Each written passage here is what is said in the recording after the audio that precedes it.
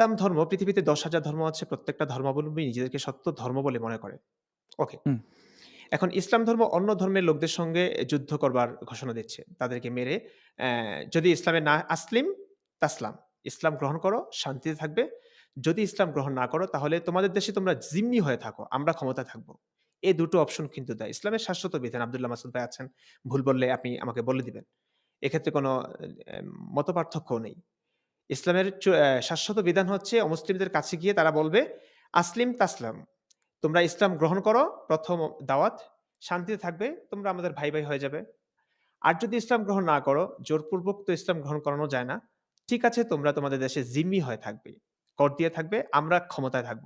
এ দুটো অপশন যদি কাফের মুশরিকরা না মানে, অমুসলিমরা না মানে, তখন তাদের সঙ্গে যুদ্ধ করা হয়। সে যুদ্ধে প্রাপ্তবয়স্ক আ মা পুরুষদেরকে হত্যা করা হয় এবং তাদের অবলা, নারী এবং শিশুদেরকে বন্দী করে আনা হয় এবং তাদের সম্পদগুলোকে ইসলামে গনিমতের মাল হিসেবে ভোগ করা হয়। নবীও ভোগ করেছেন, সাহাবায়ে কেরামও ভোগ করেছেন।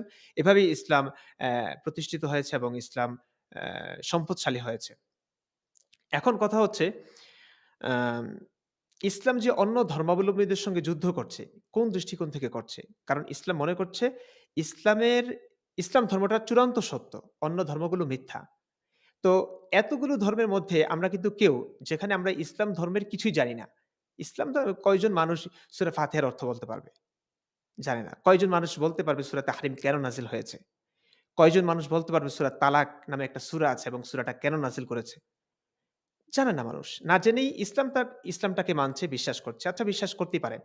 কিন্তু যে মানুষটা আমি দেখেছি ধরুন আমাকে মারতে যারা উদ্বুদ্ধ হয়েছে, আমাকে মারবার জন্য যারা অপেক্ষা করছে, আপনি জানেন যে তারা অনেকে সূরা ফাতিহা বেশিরভাগ মানুষই সূরা ফাতিহার অর্থ জানে না। কিন্তু আমি তো পুরো কোরআন পড়েছি, মুখস্থ করেছি। আমি তো পুরো কোরআনের তাফসীর পড়েছি। আমি তো ইসলামি ইতিহাস পড়েছি। আমি সিরাত পড়েছি। আমি সমস্ত হাদিসগুলো পড়েছি। তারপরে আমার কেন এই পরিবর্তন? কেন? মানবিক মানবতার জন্য। আমার নৈতিকতা বলছে, আমার মেধা বলছে, আমার যুক্তি বলছে, হ্যাঁ, ইসলাম ধর্মের অনেক কিছু হিসাব মিলছে না। কোনোভাবেই মানা যায় না। তাই আমি এত রিস্ক নিয়ে জীবন যেখানে বিপন্ন, জীবন নাশের আশঙ্কা নিয়েও আমি এই ঝুঁকিবহুল বিপদসংকুল পথে পা বাড়িয়েছি।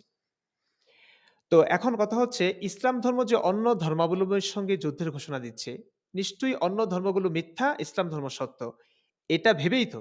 এখন ইসলাম ধর্মই যে সত্য, অন্য ধর্ম যে মিথ্যা, এটা কিভাবে আপনি প্রুফ করবেন? কিভাবে প্রমাণ করবেন? নিশ্চয়ই যুক্তির আলোকে।